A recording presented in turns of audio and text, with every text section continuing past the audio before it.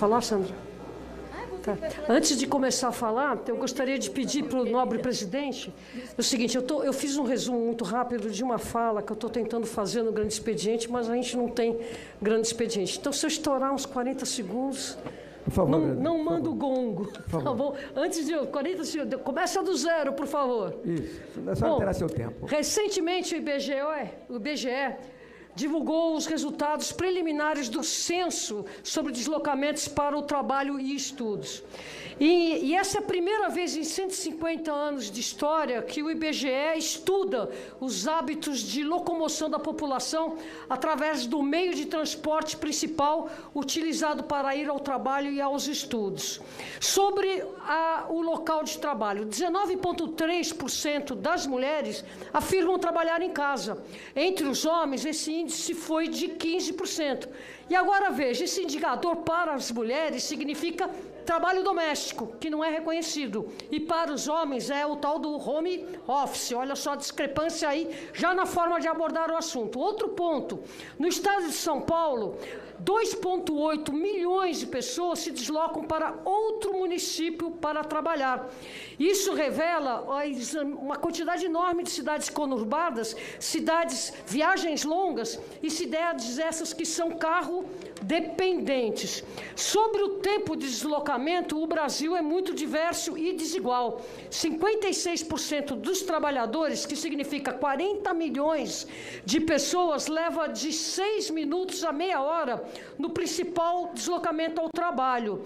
Já apenas 10%, entre aspas, da população leva de 1 até 2 horas no seu deslocamento. Entre eles, a maioria dos paulistanos. E 1,3 milhão de pessoas levam mais de 2 horas para chegar ao trabalho.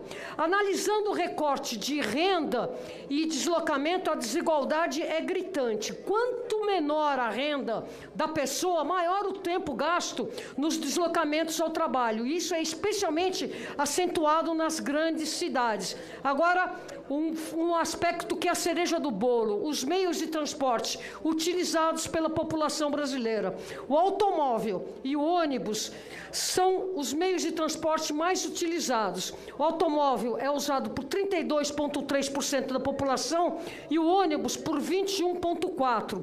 Depois vem a mobilidade a pé, que significa 17,8% das pessoas.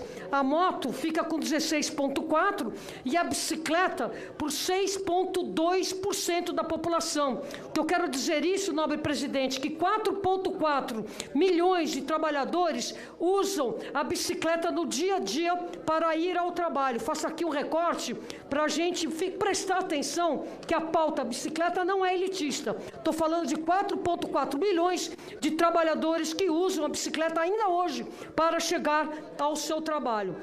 Outros pontos interessantes: mototáxi é usado por 0,7% da população.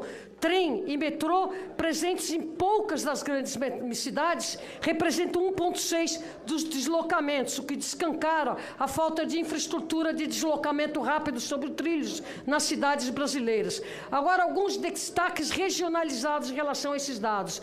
A região que mais usa automóvel é a região sul, com 45,9%, e que é a menor que menos usa carro é o Nordeste, com 21%.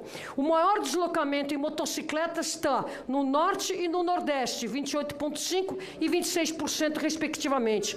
O Sudeste tem o menor índice de motocicletas, 10,8%, com o maior uso do ônibus, 26,6%, puxado especialmente pelo Rio de Janeiro e São Paulo. Sobre o uso de bicicleta, o Norte se destaca com 10% da população usando no seu dia a dia, entre 5,3% do Sudeste, quase a metade do Norte. Santa Catarina é o estado com a maior proporção de uso do automóvel no Brasil, 48%, enquanto que os menores usos de carros são registrados no Pará, 16,3%, uma diferença bastante grande. Quanto às motos, Rondônia lidera com 42,7% e o Piauí com 42%, uma diferença de mais de 25 pontos percentuais, sendo que a média no Brasil é 16,4%. 25%. A população que mais caminha ao trabalho está na Bahia, 28,1%. Em Alagoas, 25,5%. E Pernambuco, 25,4%.